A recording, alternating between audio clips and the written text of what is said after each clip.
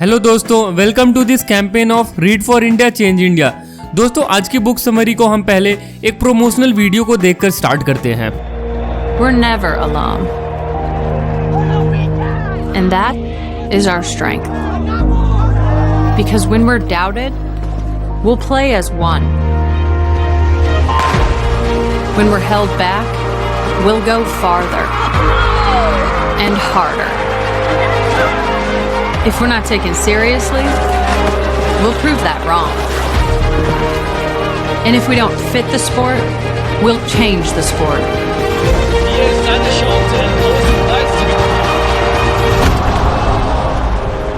We know things won't always go our way. And the world's sporting events are postponed or cancelled. But whatever it is, we'll find a way. And when things aren't fair, we'll come together for change. We have a responsibility to make this world a better place. And no matter how bad it gets, we will always come back stronger. Because nothing can stop what we can do together.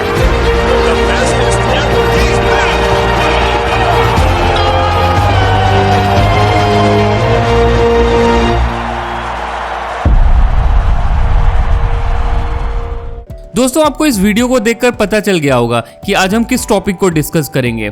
आज हम Nike company के बारे में बात करेंगे और Nike company के founder Phil Knight के बारे में डिस्कस करेंगे। दोस्तों, इस बुक का नाम है शू डॉग और इस बुक को फिल नाइट, जो कि नाइकी के फाउंडर ने ही लिखा है।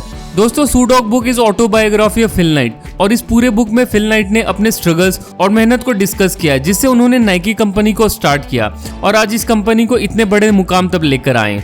तो दोस्तों, चलिए आगे बढ़ते हैं और देखते हैं कि कैसे फिल नाइट और उनकी कंपनी नाइकी ने स्पोर्ट्स की दुनिया में एक नया बदलाव ला दिया था। फिल नाइट का जन्म पोर्टलैंड के पास एक छोटे से सिटी ओरिगोन में हुआ था।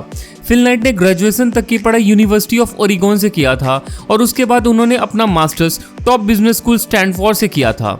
इसके बाद फिल नाइट ने एक साल यूएस आर्मी में भी सर्व किया था।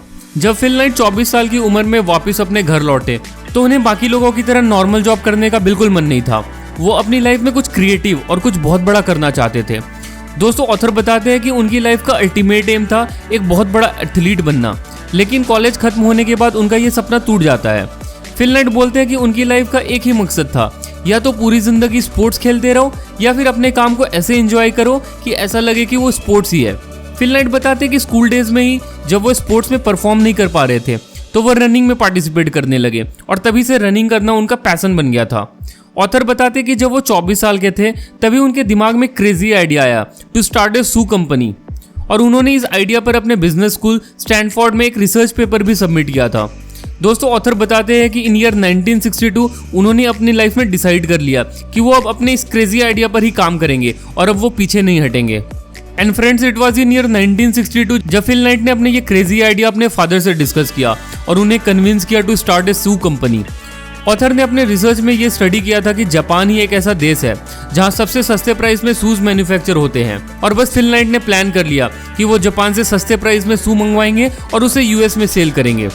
जब फिल नाइट जापान के टोक्यो सिटी पहुंचे इन ईयर 1962 तो उस time Japan second world war और अमेरिका की बॉम्बिंग से पूरी तरह उभर भी नहीं पाया था और ऑथर बताते हैं कि उन्हें जापान में बहुत जगह सेकेंड वर्ल्ड वॉर के रूइंस भी देखने को मिले। फिल नाइट टोक्यो की एक शू मैन्युफैक्चरिंग कंपनी ओंटीसुका पहुंचे और वहां पर पहली बार दोस्तों उन्होंने शू को मैन्युफैक्चर होते देखा।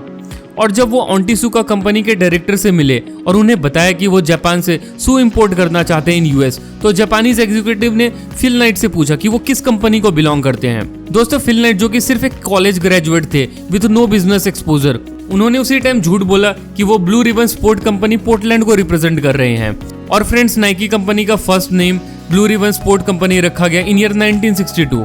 फिल नाइट की पहली डील कंफर्म हो गई विद ओंटीसुका शू कंपनी और उनका फर्स्ट ऑर्डर था $50 फॉर टाइगर शूज और उन्होंने ये $50 अपने फादर से एज ए लोन लिया था। और दोस्तों, यहाँ से नाइकी कंपनी और फिल नाइट की जर्नी स्टार्ट हो गई।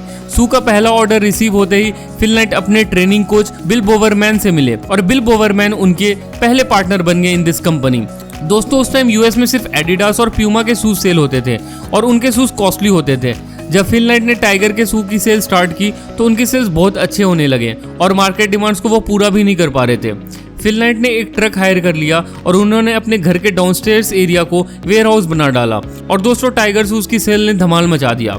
ऑथर के शूज हमेशा आउट ऑफ स्टॉक चलने लगे और पैसे की फंडिंग के कारण वो हमेशा स्ट्रगल करने लगे थे। दोस्तों जब इन ईयर 1964 के ओलंपिक्स में हर जापानीज रनर ने टाइगर शू पहनकर कंपटीशन में भाग लिया तो उस ओलंपिक्स के बाद फिल नाइट और उनकी कंपनी ब्लू रिबन्स ने यह प्रूव कर दिया कि अब वो जर्मन कंपनी एडिडास को भी टक्कर देने आ गए हैं। एंड ब्लू रिबन्स के टाइगर शूज की सेल थी $44,000 in year 1966 and $84,000 in year 1967। Author बताते कि एक तरफ जहां उनके शूज की सेल बढ़ती जा रही थी वहीं दूसरी तरफ वो फाइनेंस और सप्लाई ऑफ शूज जैसी प्रॉब्लम को फेस कर रहे थे।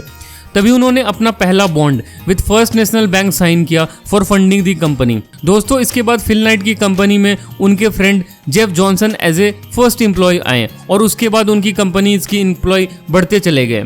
इन ईयर 1964 ब्लू रिबन कंपनी को ऑन्टिसुका कंपनी ने पूरे अमेरिका का एक्सक्लूसिव डिस्ट्रीब्यूटर राइट दे दिया और बस फिर कंपनी की सेल बढ़ती गई और उनके वेयर हाउस बड़े होते गए और ब्लू रिबन कंपनी ने देखते ही देखते सिर्फ 3 से 4 साल में लगभग पूरे वेस्टर्न अमेरिका में अपना सेल बना लिया और ब्लू रिबन्स कंपनी और उनके एम्प्लॉयज़ और उनके products New Mexico, San Francisco, Los Angeles, Arizona और कैलिफोर्निया जैसी सिटीज़ में भी होने लगे। दोस्तों इन ईयर 1967 फिल नाइट और उनके फ्रेंड जेफ जॉनसन ने ब्लू रिबन कंपनी का फर्स्ट रिटेल स्टोर स्टार्ट किया एट लॉस एंजलिस जो कि एक मेगा हिट हो गया था। इन ईयर 1968 फिल नाइट जो कि एक कॉलेज में एज ए असिस्टेंट प्रोफेसर पढ़ाते थे उनकी मुलाकात मिस पेनी पार्क से हुई जो उस कॉलेज में एक स्टूडेंट थी। ऑथर ने मिस पेनी को अपनी कंपनी में एज ए अकाउंटेंट जॉब के लिए इनवाइट किया और फिर वो लोग साथ में काम करने लगे।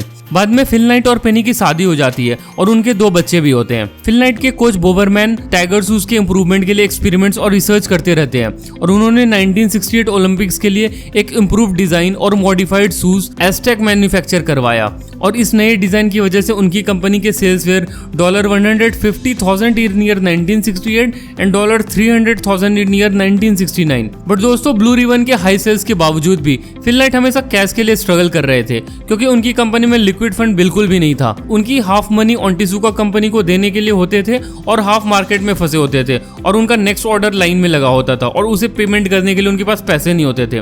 वहीं दूसरी तरफ उन्हें पता चला कि जापान की ऑन्टिसुका कंपनी अब डीलरशिप का काम यूएस में ब्लू रिबन्स की जगह दूसरे को देने के लिए सोच रही है।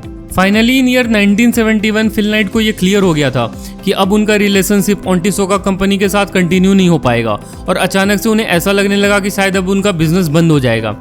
दोस्तों ऑन्टिसुका से डील खत्म होने के बाद ब्लू रिबन्स ने एक दूसरी जापान की कंपनी निपुन रबर से पार्टनरशिप कर ली और तभी उन्होंने सारी शूज को अलग लोगो और अलग नाम देने को डिसाइड किया ताकि उनकी कंपनी अब किसी और कंपनी पर डिपेंडेंट ना रहे। और तभी इन ईयर 1971 नाइकी कंपनी और उसका logo swoosh was born. Phil Knight और उनके पार्टनर्स ने उनकी कंपनी का ऑफिशियल नाम नाइकी रखा जिसका मतलब होता है गॉडेस ऑफ विक्ट्री। उन्होंने अपनी कंपनी के फंडिंग इश्यूज का भी प्रॉब्लम सॉल्व कर लिया जब उन्होंने जापानीज ट्रेडिंग कंपनी निसो इवाई से फाइनेंशियल पार्टनरशिप कर ली।